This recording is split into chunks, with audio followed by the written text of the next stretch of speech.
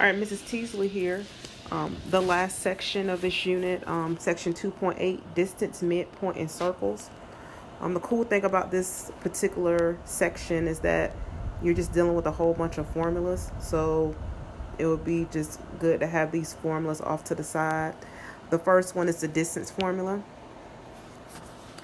The distance formula is used to find a distance between any points. And remember what I mentioned, you have two different points, x, y, which is your order pairs, and they put the little subscripts 1 to represent first point and 2 to represent the second point. All right, this is the actual midpoint formula. This is the actual distance formula here. Distance between 2 points, they kind of show you how they derived it. All right, this is used in the Pythagorean theorem if you're familiar with that.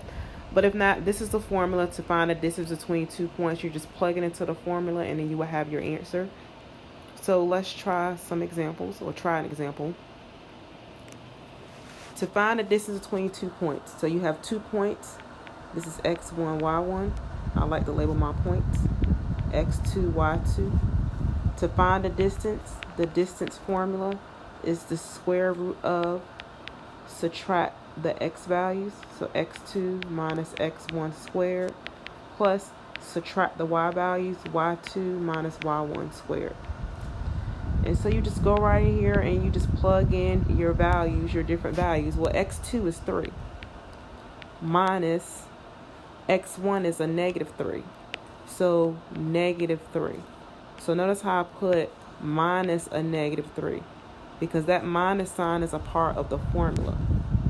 So 3 minus negative 3 plus y2 is negative 1 minus 4, which is y1 squared. And then you simplify what's underneath the square root. These two, you become a plus sign. So this becomes the square root of 6 squared plus negative 1 minus 4 is negative 5 squared. This is the square root of 36 plus 25. When I add these two together, this is 1, so 61. The square root of 61. And I believe in my math lab, they actually ask you for an approximate answer. So to get the approximate answer, you would just actually type this in the calculator. So let's see, use Desmos. Close this out. So this is the square root of 61, which is approximately 7.81. So 7.81. So these points are approximately 7.81 units apart.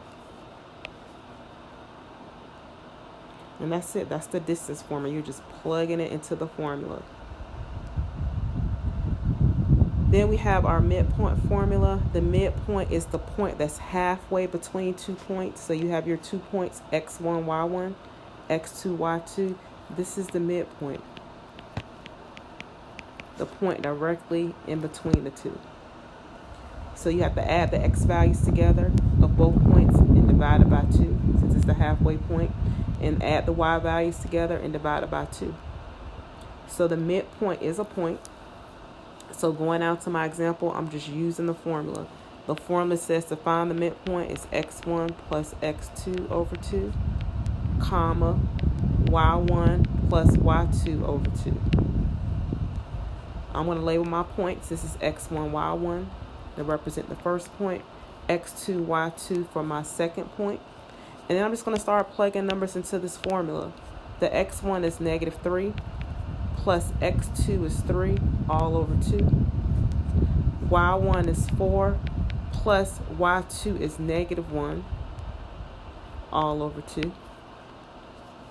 And then you need to simplify this. Well, negative 3 plus 3 is 0. So this becomes 0 over 2. 4 plus a negative 1 is 3 over 2. The 3 over 2, you can leave it as is. It's 3 over 2. 0 divided by 2 is just 0. So 0 and 3 over 2 would be the midpoint. That's your midpoint. And you will write it just like that. That's how you would enter your midpoint. And then the last section or the last formula is dealing with circles, and this is a circle as you know it. A circle is a set of all points, a fixed distance, which is called the radius, from a fixed point, all right, which is called the center. So you have your circle, here's your center C, and then you have your radius. All right, the radius is the distance from the center to any point on the circle, so this is R. So that's the picture of it. That's how you would sketch it. We are going to sketch some graphs, but the formula is what you need. So basically, the center is a point. So the center is the point HK. And notice where your H and K is located. It's located inside the parentheses. There's a minus sign in front of it, so that means it's the opposite of H and K that's inside the parentheses. And the radius is R. So radius equals R. So they asked us to graph this. Well, first of all, we need to identify our center and identify our radius. The center of this is 0, 0. And the reason why it's 0, 0, if you remember before, anytime you have a variable just squared, you can write it like this: x minus 0 squared plus y minus 0 squared equals 1. So we want to put it in this form. So your H and K is what's in parentheses. So that's how I got 0, 0. My radius is going to be the square root of 1. So whatever that last number is, it's just the square root of that number, which is 1. So that's my center, that's my radius. To sketch this, I'm going to put my center at the point 0, 0, which is the origin. All right, this is the y-axis and this is the x-axis. And I'm using the radius of 1. So I'm going to go 1 unit on the left side, 1 unit on the right side, 1 unit above it. All right, so and then 1 unit below. So you kind of have all these points. I'm kind of darkening in. So your center, and then you have these 4 points, which are 1 unit away from your center. And then to sketch your circle, that's how you would do it on paper. Now in my math lab, they want you to plot the center and at least one of the points that I plotted there. So any one of those points in the center will create your circle in my math lab. All right, example 4. First thing you need to do is identify the center and the radius. The center in this example is going to be the H and K. It's the opposite of what's inside the parentheses. So it's x minus h. So that negative h or minus h, the actual center value would be 3. And then the opposite of positive 1 is negative 1. So that's your h and that's your k. So it's going to be the opposite of what's in parentheses.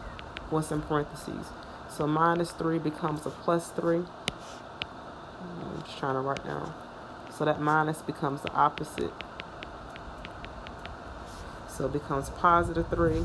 And the opposite of positive 1 is negative 1. So it's the opposite, my center. Your radius is going to be the square root of that last number. This is r squared. So it's the square root of 9. The square root of 9 is 3. So to sketch the graph of this, you would need to plot the point 3, negative 1. So let's see, 1, 2, 3, negative 1. We'll say it's here.